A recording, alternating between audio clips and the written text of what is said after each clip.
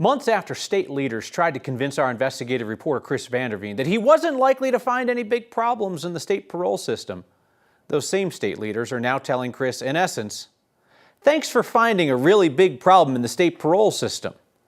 The governor long dodged our questions about it, but he too is now saying, good catch.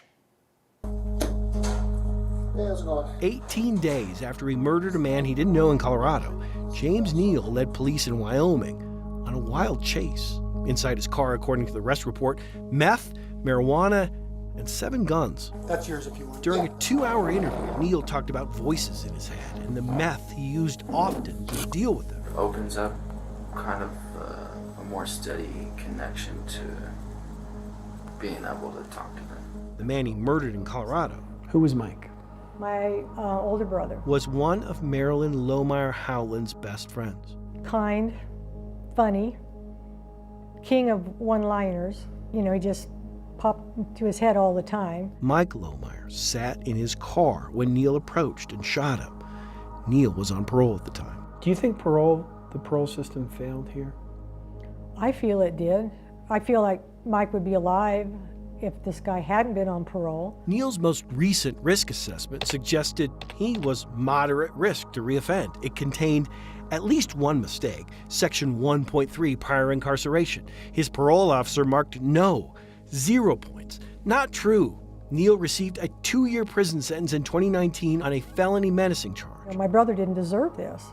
And anybody else out there that this happens to, they don't deserve it either. These are the mistakes we found over and over again as we looked at the risk assessment scores of dozens of parolees now accused of or convicted of high-profile, often violent crimes. Now we know the state has also found the same pattern of mistakes. It's inexcusable, and I'm really glad that we now have an audit report just recently that will give us the specific pathways to make sure that we can fix any systemic issues. Governor Polis is referring to an audit commissioned by his Department of Corrections that looked at a sample of parolee risk assessment scores, 45 parolee risk scores in all. It found errors on 44 of the 45 assessments, a failure rate of 98%. To be frank, Governor, why did it take a reporter from 9 News to figure out that you have a pretty large problem with how you're assessing your parolees? Well, I hope this would have come to light and been fixed anyway, but I think it's great. The more public attention there is, the more of an impetus and an urgency around fixing it is. So again, it's hard to deal with the hypothetical of what would happen, but I think it's great that you've helped shine a light on this to make sure it gets fixed. It is the same question I had in mind when we found the head of the Colorado Department of Corrections leaving a state budget meeting. You're inaccurately scoring your parole assessments. Isn't that a simple problem?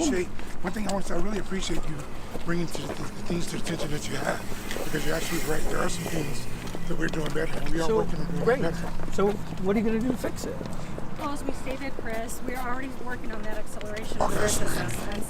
In a statement, Colorado DOC says, as a result of our investigation, it is re-engineering the entire assessment process, adding our findings are unacceptable and fall short of state standards. Well, that's just hard to accept. Marilyn believes it's a small consolation for the lives already lost, lives that include her brother, killed by a man on parole. To me, it's a second chance for the offender, and this guy just blew it. A man, she says, who has never watched closely enough. I just feel like they didn't keep tabs on him as much as they should have. Chris Vanderveen, 9 News.